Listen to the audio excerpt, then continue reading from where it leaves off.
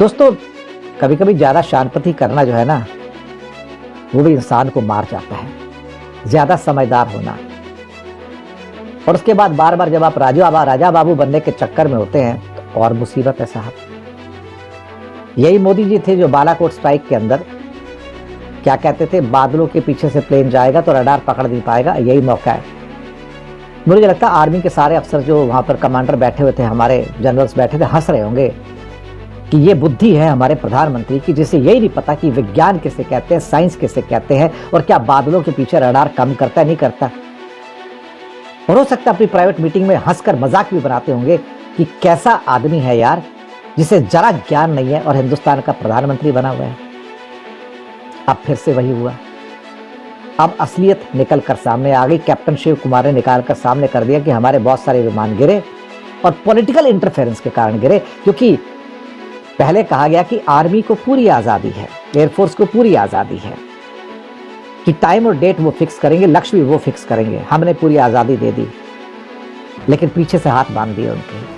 कहता ऐसा ना, तुम्हारे हाथ और पैर में बांध देता हूं, अब जाओ तुम लड़ो, हम तुम्हें बताएंगे टारगेट कहां पे है, कहां पे मारना है और कहां पे नहीं मारना। अब क्या थे, राजा बाबू हैं, एयरफोर्स के पायलट की यूनिफॉर्म में फोटो खिंचा के अपना बड़े बड़े पोस्टर लगवा देते हैं।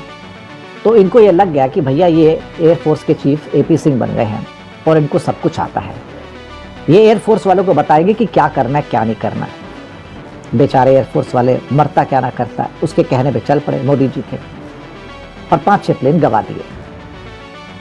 अब आते कैप्टन शिव कुमार बीच में। इंडोनेशिया में इंडियन एम्बेसी के अंदर डिफेंस अटैची एक सेमिनार में बोल गए कि पहले दिन जब वॉर शुरू हुई तो हमने बहुत सारे प्लेन गवा दिए, और उसका एक कारण था पॉलिटिकल इंटरफेरेंस, पॉलिटिकल डायरेक्शंस, यानी कि ऊपर से ये कर रहे हैं और ये नहीं करना है। यानी कि एयरफोर्स को बोला आक्रमण तो करो, लेकिन हाथ बांध दिए, पैर बांध दिए, जाओ आक्रमण करो। विनाश काले विपरीत बुद्धि। वही स्टोरी से बादलों के पीछे रडार भी पकड़ में आएगा। यहां बोल दिया कि आक्रमण करो, लेकिन हाथ बांध दिए, पैर बांध दिए, पंगु बना दिया, ट्रिपल कर दिया साहब। मार खा गए, 5-6 प्लेन गिर गए, राफेल भी गिरे, जम के गिरे, 5 या 6 भगवान जाने, एक दिन असलियत सामने आ जाएगी।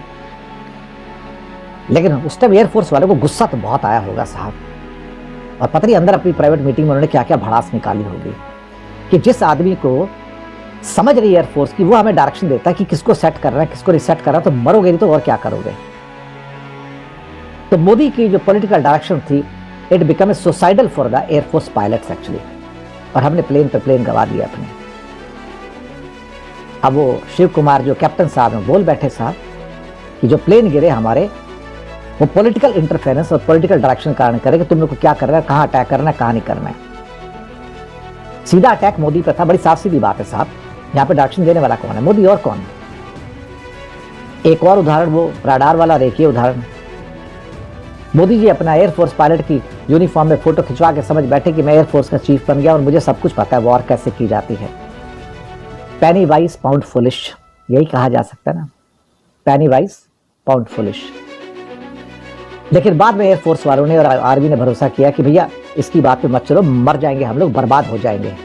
हम अपने हिसाब से स्ट्रैटेजी बनाए और तब अगले दिन से लड़ाई उनके कंट्रोल में आ गई थी। समझ में नहीं आता है कि अगर अकल नहीं है तो भाई साहब दूसरों को डायरेक्शन तो मत दो कम से कम। अगर इतनी बुद्धि नहीं है तुम्हारे अंदर तो दूसरों को डायरेक्शन तो मत दो। 5-7 प्लेन गवा दिए हमारे, हजारों करोड़ का नुकसान करवा दिया, और ऊपर से अपनी शान पति से बाज नहीं आते। कहते हैं ना कि अगर पढ़ा लिखा आदमी आपके देश का प्रधानमंत्री हो या चीफ हो ना, और बिना पढ़ा लिखा आदमी, तो फर्क तो पड़ता है ना अल्टीमेटली, बहुत फर्क पड़ता है साहब, बहुत फर्क पड़ता है। और जो आदमी अपनी डिग्रियां भी छुपाने की कोशिश करे और कोर्ट केस में चला जाए साहब की डिग्रियां नहीं बताऊंगा, तो आप समझ सकते हो कि उस आदमी का चरित्र कैसा है। और आजकल तो कितनी स्टोरियां निकल के आ रही हैं। सुब्रमण्यम स्वामी तो आजकल बहुत अटैक कर रहे हैं इनके ऊपर, ये चाइना क्यों जाते थे, जयशंकर उनके लिए क्या अरेंज करवाता था वहां पे। मुझे कुछ कहने की जरूरत नहीं है, ये इनके अति चरित्रवान होने का संकेत देते हैं सारे के सारे। हो सकता है जो भी है, लेकिन साहब अल्टीमेटली इस एक शख्स की मूर्खता के कारण भारतीय एयरफोर्स नुकसान सही और कुछ तो कहते हैं कि शायद हमारे किसी पायलट का भी नुकसान हुआ है, बताया नहीं गया।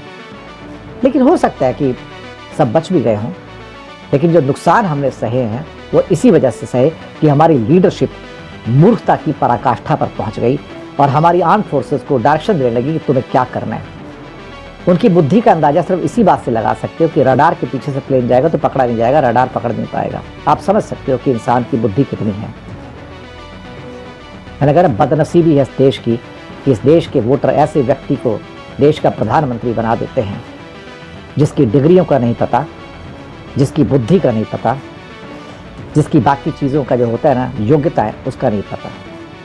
कहते हैं बदनसीबी है साहब, बदनसीबी।